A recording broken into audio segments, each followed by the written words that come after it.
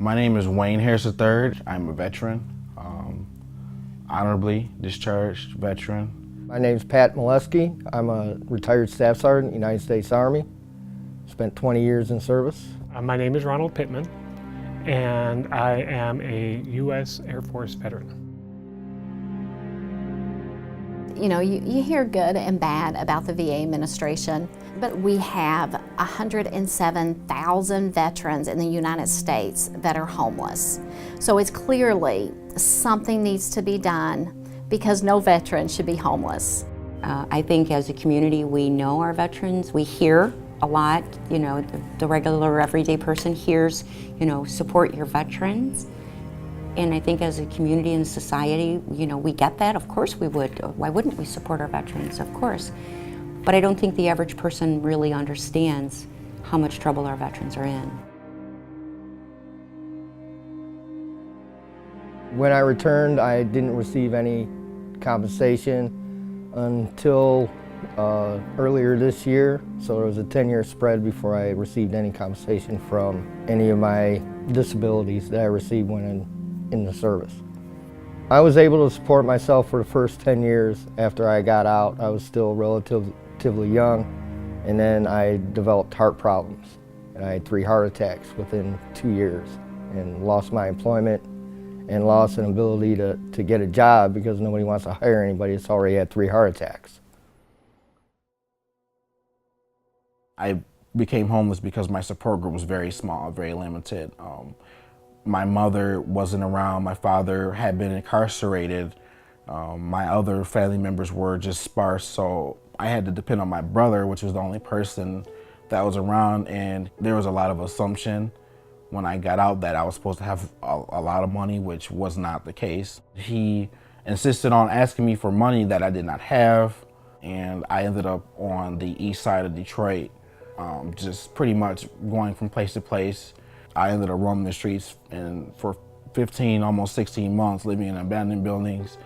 It was hard, but I pretty much did that for, like I said, a year and a half, and there was not any relief up until I had came to a point where I wanted to kill myself, and I was tired of it. I was tired of struggling. I was tired of feeling worthless because I had felt like I'd done a lot. Because it took a lot for me to actually stand up in my heart and say, well, I did do something right for my country, because a lot of things that I saw when I was deployed was it was unimaginable. I was 2 days away from being evicted, and I called the county, and a county worker said, well, we got just the place for you. I'm going to refer you to a place called Vets Returning Home, and I want you to talk to Sandy Bauer, and that's what I did. To really know the problems that our veterans are having, I couldn't just ignore that. So once I found out about that, I just knew that was the direction that I would pursue as far as my being able to make a difference. Vets Returning Home is a transitional housing facility and program. We're an 11,000 square foot facility in Roseville, and we have 43 beds. So we house veterans here on premise. We have a full dining room, commercial kitchen, laundry room, resource center, theater room, clothing closet, all of that. We got the building August 1st, 2013. We got our occupancy permit October 1st of 2013. On August 3rd, we got our first veteran that walked through the door. And he had been sleeping on the bench outside of Checkers fast food for 3 weeks. And I said to him, I don't even know how to turn the lights on in the building yet. We don't really have anything to offer you, but I could certainly give you a sleeping bag, and you're welcome to stay here. It'll be more comfortable than the bench outside of Checkers. And now he lives in Houghton Lake with a family member. He was a good man. We've been here 2 years and have housed I don't know, somewhere between 270 to 290 veterans here on premise. When I heard about Vets Returning Home, I was like, okay, at least it's a veterans place, but I thought the typical nightmarish views that you see on TV and the movies about a homeless shelter. I was anxiety filled when I was going there. And once I got into the lobby, I mellowed out a little bit, and then when I took the tour, I was like, yeah, I think I can handle this. You know, you can't help someone while they're sleeping under the viaduct. You can't get someone stable if they're sleeping in their car. So the first thing we do is we bring them here to our facility. We tell them when they first come in, this is their time to take the pack off. We're going to do the heavy lifting. During the first 5 to 10 days, they go through a complete assessment with our therapist, our nurse, and our case manager, which is me. So they meet with all three of us. We put together a program designed specifically to first identify the issues that brought these veterans to crisis. And then this program is designed to address each of those issues to get them stable. Central Macomb will work with the center in being able to provide different types of education. For instance, we've went down and we've provided financial education as it relates to how do we get your credit report back in shape. It's the one common denominator in all the veterans that have housed here. They don't know how to set a personal budget. They don't know how to make good financial decisions. So that support from the credit union has been awesome. The veterans that we have done seminars for, we have seen them in our offices here at the main office. We will work with them in opening up their account. It seems like every new time that I go to do a seminar there, what is very fortunate is it's a different group. So that lets us know that Sandy's doing the right things. The last time I was there doing a presentation right before the seminar, she was speaking with one of the veterans and she was getting him prepared for an interview that he was having the next day. And so another gift that Sandy is able to do is she has many, many contacts, and those contacts are getting our veterans jobs. Once we stabilize them, then we either get them connected with those benefits that they've earned or find them employment. Employers are very supportive and want to hire our veterans.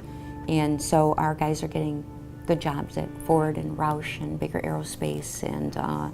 And once we get them either connected with their benefits and or employed, then we move them into permanent housing. When I came and met Sandy and talked to her here, that 2.5-hour interview was a lot about going through the program and what it is, and I got to walk through the whole facility and all the things they do, and the thought process she put into making sure this program was entirely rounded to help somebody with nothing get back to where they need to be. It was impressive. It's the work, in my mind, the work of genius. She thought of every little thing. So within a month, I gave up my job, I gave up my apartment, and I said I'll be here full time. I told Sandy, you are my hero. I'm going to put my feet to the fire for you, because this is worth it. We at Vets Returning Home furnish their apartments through donations. So when our veterans secure their apartment, they go down to the storage unit, they tag whatever it is that they want, and then we move their furniture into their apartment. We furnish their pantries, we fill their pantries and their refrigerators, and then connect them on an ongoing basis. That open door that says, when you're dealing with anything in the future, call me first.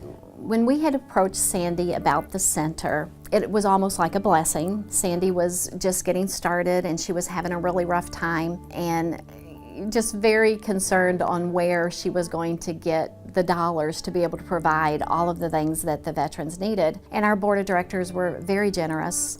And instead of doing specific items, we were able to donate a certain amount and allow Sandy to use it as she needed to. I don't know if it's a angelic drive, whatever you'd like to call it, but the thing is, throughout her history, I've seen letters of people she's been helping out for many years, people she's been mentoring for many years.